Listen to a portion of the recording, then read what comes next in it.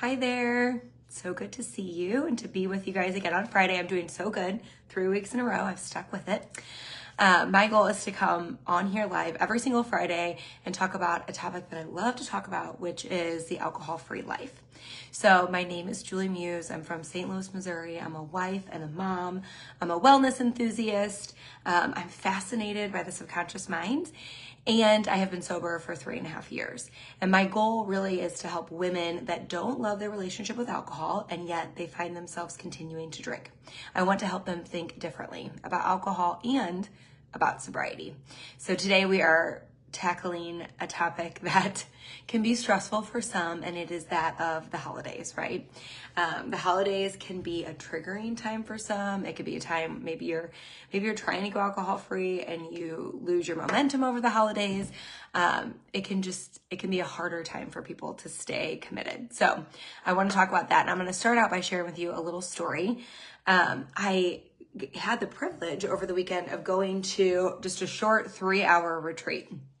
So actually, if you're in the St. Louis area and you're interested in something like this, she does them once a quarter. So let me know and I will definitely invite you. But it was really, really good for me because I am not good at being reflective, like looking back at where I've come. I'm very much like a what's next type personality. So maybe you're like that too. But I took some time and she was talking about the holidays and heading into the holidays and being very intentional because as you guys know, like it's Halloween and we're going to blink and it's going to be January 5th. And we might be wondering what whirlwind we just went through, right?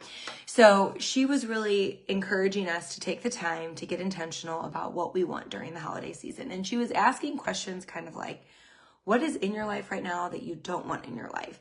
What do you want in your life that isn't in your life? What do you want the holidays to be all about? What do you want to spend time doing? What do you want to be avoiding during the holidays? And it kind of dawned on me as I was like answering these questions that if I had been filling this out 5 years ago, it would have been all about alcohol. It would have been about, I hope that I can have lots of fun without drinking too much. I hope that I can actually get some rest this holiday season. Without feeling crappy because I was hungover. I hope that I won't drink too much, basically. It was definitely like a dominating thought for me for years up until deciding to go alcohol free. And I probably would have wanted to be present with my kids, but we all know that alcohol kind of takes away a layer of being present, right? So all of a sudden it just dawned on me. I was like, oh my gosh, like I can't believe how far I've come in 5 years. And I say that to you today, just hopefully to encourage you. There's probably something, like I have a new thing that I want to work on, right? There's probably something that you're working on right now that feels like you're never going to get through it. I just had a phone call with a friend before this who's walking through a really hard season. And the truth is, we will get through it. We are going to come out on the other side. And so sometimes we're kind of doing the do and we don't take the time to look back at how far we've come. So maybe it is even about alcohol for you today. Maybe there's something you can reflect on that now in your life, you don't have to deal with anymore. Or there's something you're really dealing with right now. And you can take hope in the fact that you are going to get through this season. There was definitely a time in my life I never would have thought that I would feel totally joyful around my relationship with alcohol. And I'm shocked that it's come to this point. There were many years I never thought that would be the case, especially with me not drinking for sure. I thought that would have come with sadness and all that stuff, and it hasn't. So anyway, just a note to encourage you and maybe encourage you to take some time and just be a little reflective before we walk through this very, very busy and full season. So now it's Halloween, so we're going to talk about some tips to three ways that can help you as you maybe are walking into an alcohol-free Halloween. It's a Friday night, so it's even more of a party night. Just three things to help you as you're being alcohol-free. And the first is that it is all about perspective. So I noticed this when my kids were younger, and you may have younger kids and you may really, really need this. But the mommy wine culture would say things like, oh my gosh, I have to trick or treat with a 4 and a 2-year-old, like make sure I have my mommy beverage, or, give me my drink to survive, right? To survive this evening of trick or treating with my kids.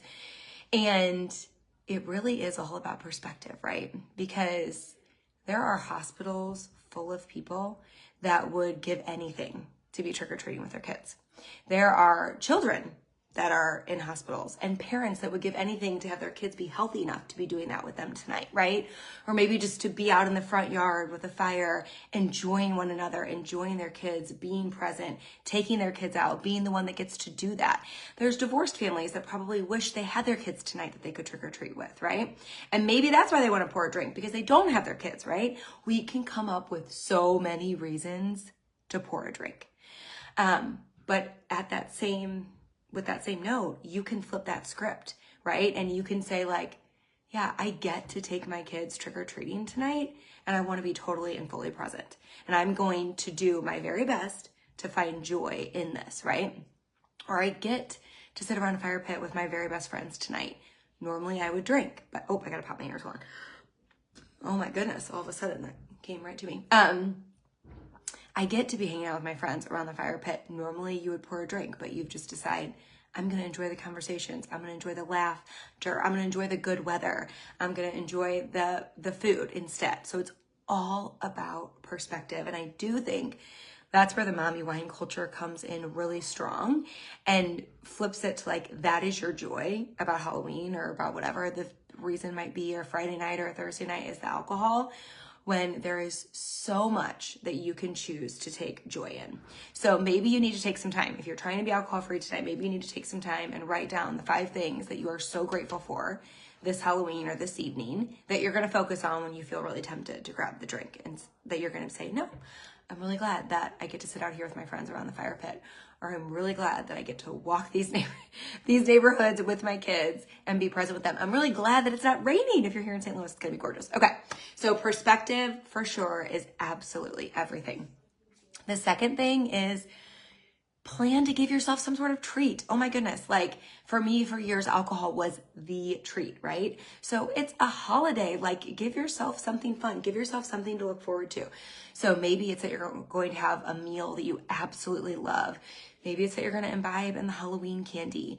Maybe it's that you have a drink, like a mocktail that you would love to make. Maybe it's going to be pumpkin themed. Maybe it's going to be some sort of caffeinated beverage. That was my go-to for my first probably 2.5 years of sobriety, was always a coffee. Even at night, can't do it anymore. So if you're still in the phase of your life where you can let yourself have coffee at night, congratulations. Go ahead and have that as a treat. But come up with something that you get to look forward to tonight, because you're not having the alcoholic beverage. Come up with that replacement. It may be food, it may be beverage, it may be a walk with your friends. I don't know, but come up with that replacement that you get to look forward to. When you're newly sober, it is not the time to be on a diet. So for me, I literally ate so much sugar for the first 2 years, and that was absolutely perfect. And I think that was the best decision ever. So like guilt-free treat. Okay. And the third thing is just go to bed when you're tired, or leave the party when you're done. I mean, you're going to be done earlier than you normally would be when you're drinking, and it might bother other people, and that's on them. That's not on you. You don't need to make them happy. You get to leave whenever you're ready. That's when it gets harder. It's mentally exhausting to not drink when you want to drink. So you're going to get tired more quickly.